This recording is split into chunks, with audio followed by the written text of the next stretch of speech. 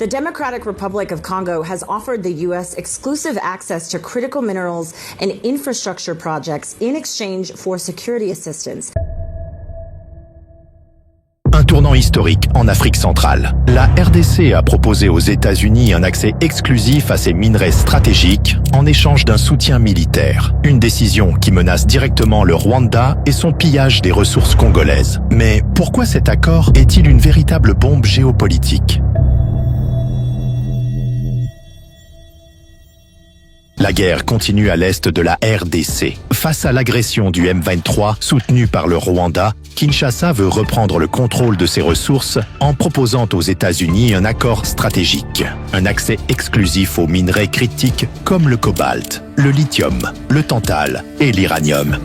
Le cobalt, c'est l'élément de sécurité. Vous en mettez un tout petit peu dans votre batterie pour vous assurer qu'elle ne va pas prendre feu, que ces cellules resteront stables, même dans des conditions extrêmes. L'essentiel du cobalt est extrait en République démocratique du Congo. En fait, il n'existe pas vraiment d'autre endroit au monde où le cobalt possède les mêmes qualités, la même minéralogie.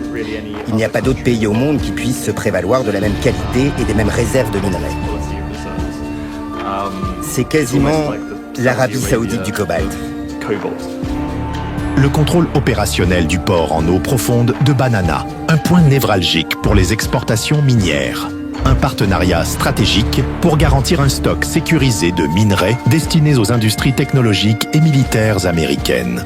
En échange, la RDC attend des États-Unis un soutien militaire pour sécuriser son territoire face aux attaques du M23 et pour contrer l'influence du Rwanda. Depuis des années, le Rwanda de Paul Kagame est accusé de soutenir le M23 pour piller les ressources minières de la RDC et les revendre illégalement sur le marché international. Au fur et à mesure que nous sommes entrés en contact avec l'ennemi, on s'est rendu compte que c'était bel et bien l'armée rwandaise qui appuyait cet ennemi et que la guerre que nous menaient ces groupes armés M23 n'était qu'une guerre par procuration. Un rapport de l'ONU de décembre 2023 confirme que l'armée rwandaise a directement participé aux offensives du M23 en RDC. Plus de 4000 incursions ont été documentées avec l'utilisation de chars, de missiles antiaériens et même d'enfants soldats sous supervision rwandaise. Washington a récemment sanctionné 2 figures clés du régime rwandais, James Kabarebe, accusé d'être la liaison entre Kigali et le M23. Lawrence Kanyuka, porte-parole du M23, sanctionné pour son rôle dans les violences en RDC. Ces sanctions sont la preuve irréfutable que les États-Unis reconnaissent l'implication directe du Rwanda dans le conflit congolais. Avec cet accord, les États-Unis mettraient fin à l'accès du Rwanda aux minerais congolais pillés. L'Union européenne commence déjà à remettre en question son accord minier de 935 millions de dollars avec Kigali. Le Congo est une terre bénie. Il possède une richesse géologique et minérale extraordinaire. Ça a toujours été un endroit stratégique.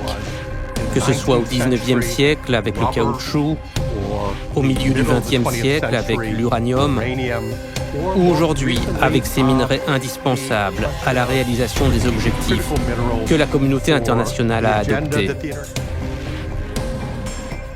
Les États-Unis ont identifié 50 minerais critiques pour leur industrie. La RDC possède d'importantes réserves de 10 d'entre eux, dont 70% du cobalt mondial, indispensable pour l'aéronautique et la défense. Lithium, tantal, uranium, clés pour les nouvelles technologies militaires et énergétiques. Le 20 janvier 2024, Donald Trump a signé un décret facilitant l'accès des entreprises américaines aux minerais stratégiques étrangers. La RDC pourrait ainsi devenir un fournisseur clé pour les États-Unis, tout en sécurisant un soutien militaire face à l'agression rwandaise. Depuis l'annonce de cette proposition, Kigali et ses soutiens sont en panique. Plusieurs opposants congolais proches du Rwanda ont immédiatement critiqué l'accord. Un signe clair qu'il menace directement les intérêts de Kigali. Pourquoi ? Parce que si cet accord se concrétise, il pourrait définitivement mettre fin aux ambitions expansionnistes du Rwanda en RDC. moins de minerais volés, moins de financement pour les groupes armés, plus de pression diplomatique internationale sur le régime de Kagame. La RDC reste un pays complexe pour les investisseurs étrangers, avec des défis liés à la corruption et aux infrastructures déficientes. Si cet accord aboutit, Kigali pourrait tenter d'intensifier le conflit via le M23 ou d'autres groupes armés. Pékin, qui domine actuellement le secteur minier en RDC, ne restera pas les bras croisés si Washington prend une place stratégique dans les mines congolaises. Si cet accord est signé, il pourrait marquer un tournant décisif pour la RDC et toute l'Afrique centrale. Mettre fin au pillage rwandais?